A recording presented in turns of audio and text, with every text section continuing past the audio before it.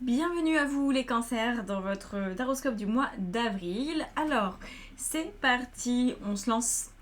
On y va avec les 3 premières cartes qui donc vont définir les énergies dominantes de votre mois d'avril. Des énergies qui sont déjà, je pense, présentes fin du mois de mars. Alors, qu'est-ce qu'on a? On a un 5 de bâton, un as d'épée, c'est pas mal. Et on a encore un as, cette fois-ci de denier. Alors c'est un petit peu moins fort que le mois dernier, et j'ai envie de dire heureusement parce que je m'en souviens encore de votre taroscope. Enfin, je m'en souviens pas dans les détails, mais je me souviens qu'il y avait beaucoup d'arcanes majeures et c'était très très dense. Donc là, il y a beaucoup de nouveaux départs. On voit que ça bataille un petit peu quand même pour le lancement. C'est peut-être un lancement en plus d'étapes que ce que vous voudriez. C'est un peu, voilà, je suis dans les starting blocks et puis au moment où il est temps de se lancer, ah bah je sais plus, est-ce que j'ai correctement lacé ma chaussure? Est-ce que j'ai mis le bon dossard? Voyez, vous pourriez avoir un petit vent de panique. Est-ce que j'y vais ou j'y vais pas? Bon, mais vous allez sûrement y aller. Vous allez sûrement y aller. Le 5 de bâton, ça nous parle de ça en fait. Ça nous parle de peut-être une difficulté à être sûr de vos actions, à se dire qu'est-ce que je sélectionne. Est-ce que c'est plutôt ça? Est-ce que c'est plutôt ça? Vous pourriez, je pense, avoir à la dernière minute un doute. Mais j'ai pas l'impression que ça vous empêche d'avancer. Et j'ai pas non plus l'impression qu'il faille vraiment donner de l'importance à ce truc de dernière minute. J'ai plutôt l'impression que ça, c'est la peur, vous savez, juste avant de se lancer, c'est est-ce que j'ai bien fait, est-ce que j'ai bien fait, est-ce que j'ai bien fait. Voilà. Un peu comme quand on a préparé un mail qui est super et puis qu'on oublie la pièce jointe. Voilà, au dernier moment, on peut faire une erreur d'inattention, on a peur de ça, on a peur de ne pas être sérieux, etc. Vous pourriez avoir envie de faire quelque chose et d'être un petit peu en panique au moment d'appuyer sur envoyer, au moment d'appeler quelqu'un, au moment de vous lancer dans un projet. En tout cas, c'est clair qu'il y a une avancée, c'est clair qu'il y a des nouveaux départs, il y en a deux, un as d'épée, un as de denier. L'as d'épée, c'est une nouvelle croyance, une nouvelle manière d'envisager les choses, une nouvelle façon de formuler ses pensées. Et l'as de denier, c'est un nouveau départ matériel ou professionnel. Donc ça peut être un nouveau lieu de vie, ça peut être un nouveau boulot. En tout cas, c'est une avancée majeure. C'est évident, c'est évident. Alors, qu'est-ce qu'on a par-dessus ça? C'est celle-là? Oui, c'est celle-là. Ah, la mort. Ok. Donc, je pense que effectivement, vous êtes un tout petit peu stressé sur la ligne de départ parce que vous sentez bien que vous allez dans une direction qui est complètement nouvelle et voilà, face à l'inconnu, on n'est pas tous égaux, mais quand même, la plupart des humains ont un peu les chocottes, vous voyez, et c'est normal. La mort nous dit que vous passez d'une situation à une autre. Ça peut être stressant, vous pourriez avoir l'impression au dernier moment de devoir gérer des choses, et pourtant, je pense que vous y allez. Alors justement, on va regarder le défi du mois. Est-ce que c'est en lien avec ça ou pas? Ah, intéressant. On a la tempérance. D'accord. D'accord. Alors je vais rajouter une carte tout de suite, mais en fait la tempérance, c'est un nouveau départ en nuance. C'est-à-dire que c'est on y va, on se met en route, on lâche rien, mais c'est surtout la persévérance. Donc là, ça pourrait être un défi, la persévérance, parce que peut-être que vous pensez pouvoir partir comme ça, démarrer cette nouvelle course vers la vie en vous disant allez, je tiens 2 minutes, je fais mon 500 mètres haie, après c'est fini, je souffle, je bois un coup, c'est bon. Ben là, on vous dit non. On vous dit que le défi, ça va être de tenir sur la longueur. En fait, c'est peut-être plus un marathon qu'une course de vitesse. Alors, qu'est-ce qu'on a? Ouais, on a la justice. Alors ça, c'est très intéressant. C'est très intéressant parce que c'est un miroir. La justice, donc ne tenez pas compte de ça. Normalement, c'est un 8, c'est pas un 11. Ok, les Anglais font toujours pas comme les autres. Le 11, c'est la force. Moi, je considère que c'est la justice, c'est un 8. Bon. 8 plus 14, vous me direz, ça fait 22. Donc c'est ce qu'on appelle un miroir. Voilà. Parce qu'il n'y a que 22 arcanes majeures dans le tarot de Marseille. Donc voilà. Quand on a un miroir, ça veut toujours dire quelque chose. Donc il y en a plusieurs des miroirs. Et celui-ci, il est en lien avec la notion de rythme. C'est est-ce que je suis lente? Est-ce que je suis proactive et psychorigide? Est-ce que je me laisse aller? Voyez? Ou est-ce que je vais dans la dureté des choses? C'est vraiment, il y a une recherche d'équilibre entre la dureté de la justice, le sérieux, c'est comme ça et c'est pas autrement, et blam blam blam blam, et on y va, et on se met un coup, on se flagelle s'il faut, mais on y va, et on le fait quand même, et puis la tempérance qui est là, moi j'en fais mieux je me porte. Bon, c'est le laxisme et l'ultra-discipline. C'est un défi parce que ça voudrait dire que vous allez avoir un rythme peut-être fluctuant en ce mois d'avril.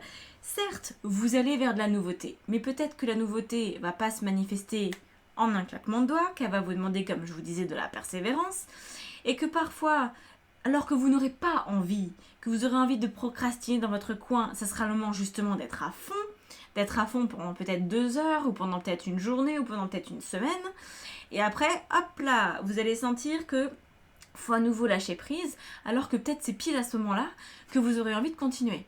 Vous voyez? Donc là, vraiment, il faut être très à l'écoute, je pense, de votre intuition, de votre corps. Hein, c'est votre corps, votre antenne intuitive. Votre corps, il vous dit ce que vous devez faire. Il s'en fiche que vous ayez envie ou pas envie. Votre corps vous impose les choses en général. Quand on sait écouter son intuition, c'est vraiment comme ça que ça se passe. Qu'on ait envie, pas envie, on sait ce qu'on a à faire. Voilà.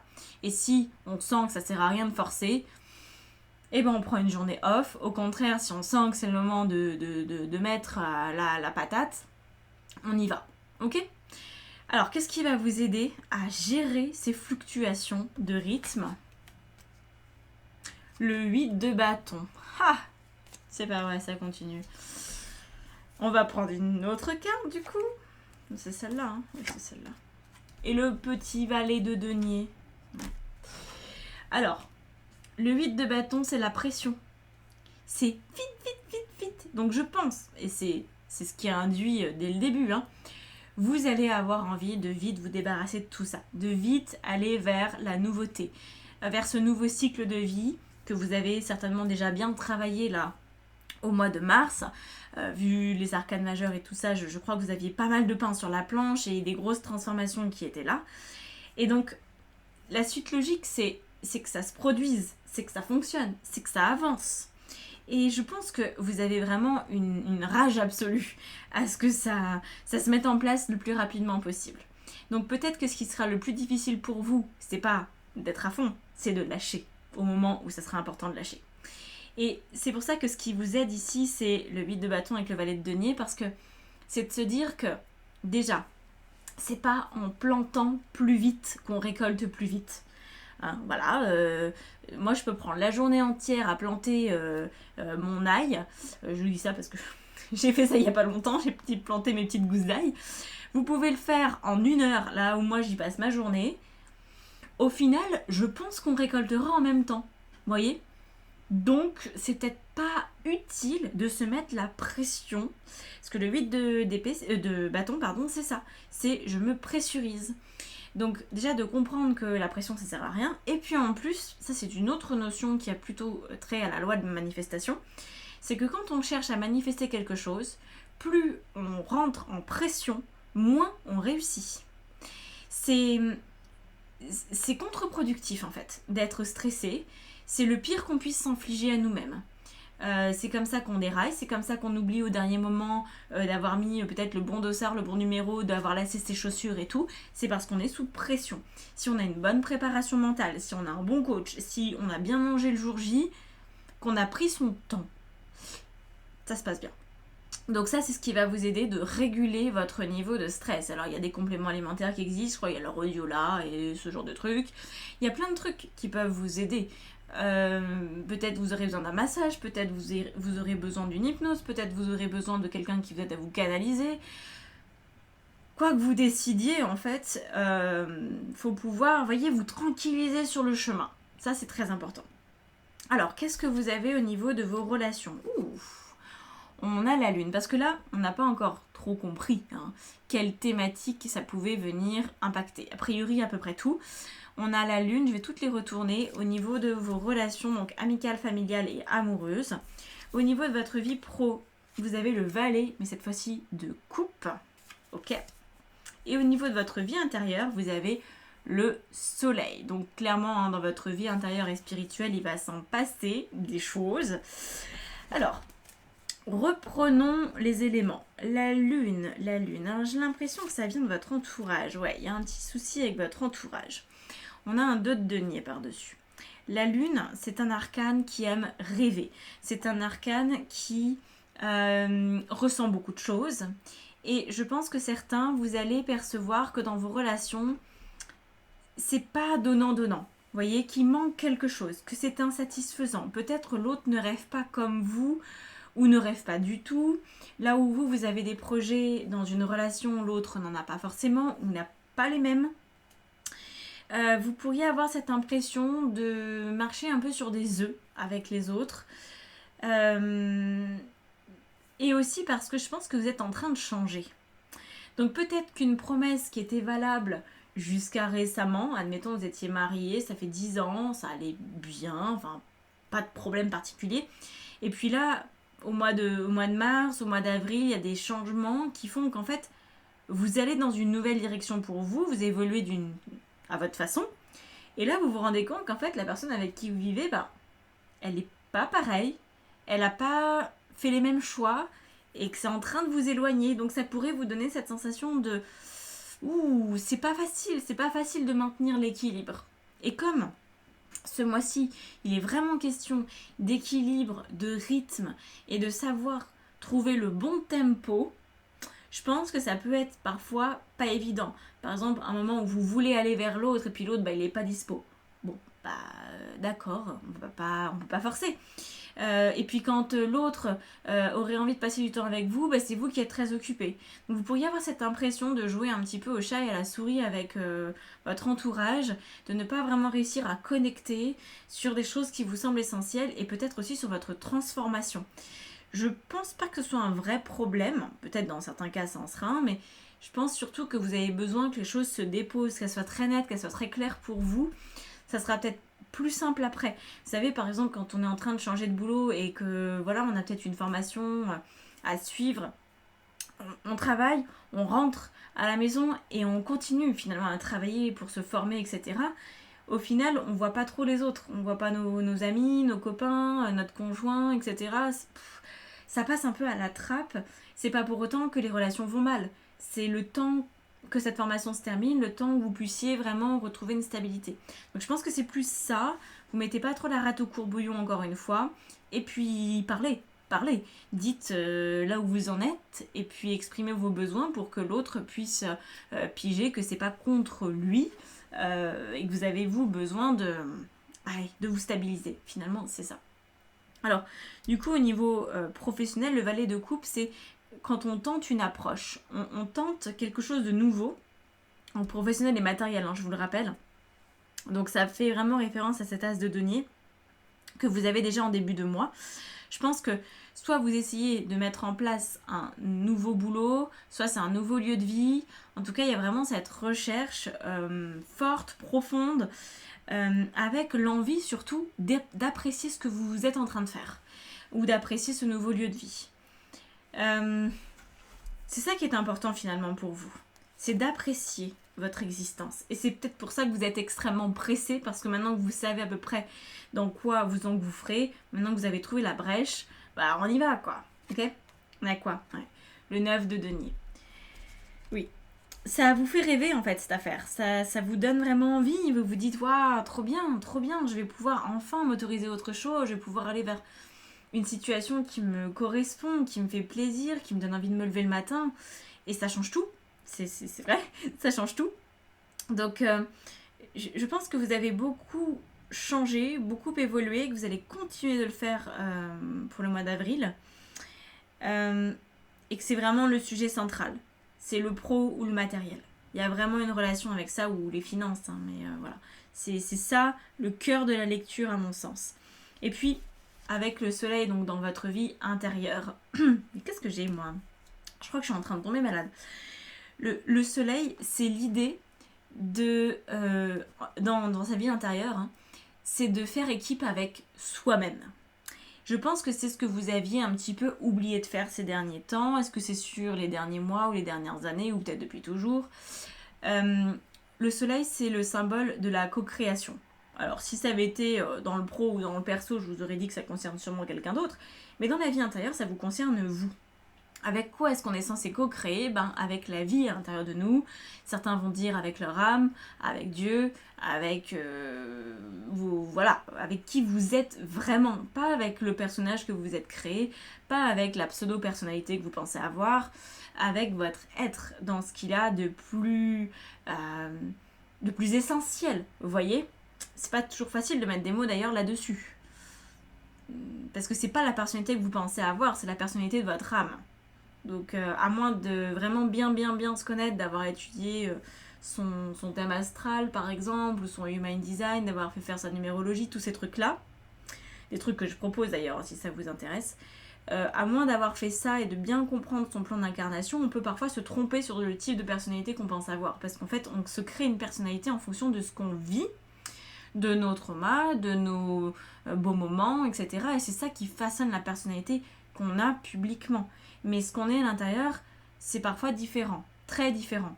Et là, sur ce mois d'avril, on vous dit, il serait peut-être temps d'être main dans la main avec vous, vraiment, avec la vraie personne que vous êtes, et ne pas rester dans un personnage qui n'est plus d'actualité. Vous voyez ? Le 8 de coupe. Apparemment, vous avez été suffisamment déçu de vous-même. Donc, on va pas en rajouter. Hein. Vous savez ce qui fonctionne pas. Vous savez, quand on a par exemple des idées très arrêtées sur les choses, qu'on dit « Ah ça, jamais de la vie, ça c'est pas pour moi, ça je déteste », faut se méfier. Faut se méfier de ça. Quand on déteste quelque chose, c'est pas comme quand on dit « Ah non, ça c'est pas aligné avec moi ». Si vous me proposez un truc et que je sens que c'est pas aligné, moi je vais être en paix avec ça. Ça va pas m'agacer. Par contre, les choses qui sont agacées en moi, et du coup c'est pareil pour vous, hein, tous les humains sont logés à la même enseigne là-dessus, c'est quelque chose qui nous agace, c'est qu'il y a quelque chose qu'on ne veut pas voir, qu'il y a une thématique sur laquelle on n'a pas encore vraiment travaillé, qu'on n'a pas vraiment compris. Donc voilà, ça permet aussi de savoir si on est vraiment soi. Est-ce qu'on est en paix la plupart du temps ou est-ce qu'il y a plein de sujets qui nous agacent?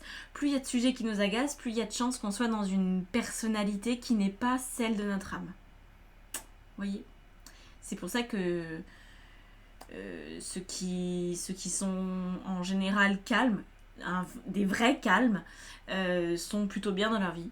Parce qu'il y a une cohérence, donc il y a de la paix, donc il y a du calme.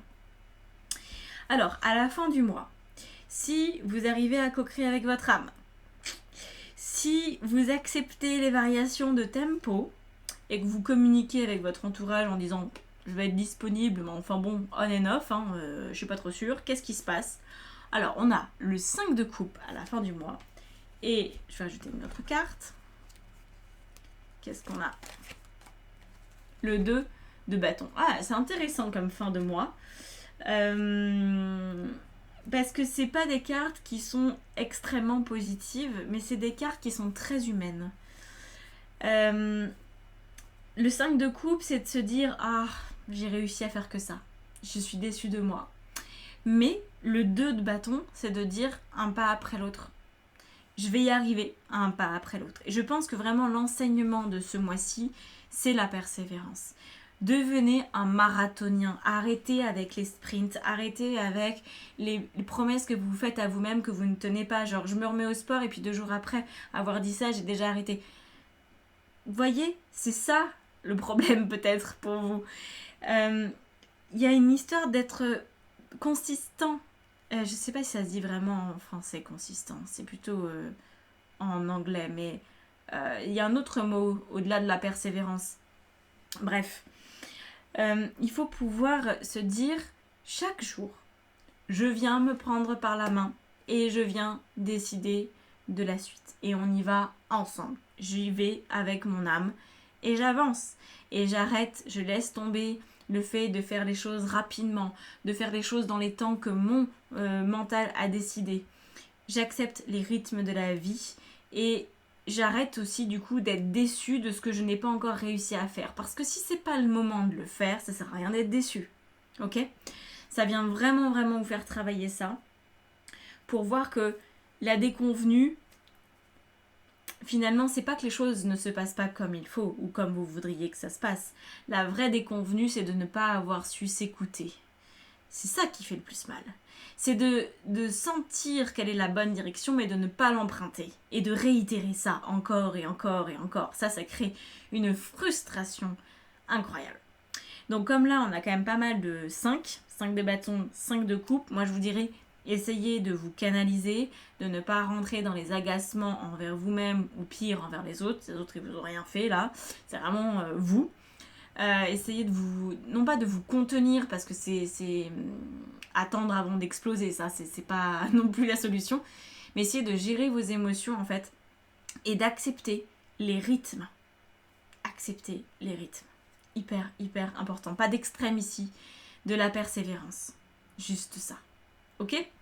Bon, bah moi je vous souhaite un bon marathon. Voilà. Si vous voulez travailler avec moi, vous savez où me trouver, en formation tarot, en coaching, en guidance, en atelier. Bientôt, je vais créer autre chose là, mais c'est en cours, c'est encore un petit peu dans ma tête. Mais ça devrait, je pense, ça devrait vous plaire. Je vais essayer de faire un truc fun, un truc sympa. Bon, je vous laisse là-dessus. N'hésitez pas à vous abonner, à commenter, à liker, à partager, tout ça. Et je vous retrouve dans une prochaine vidéo. À bientôt. Ciao, ciao.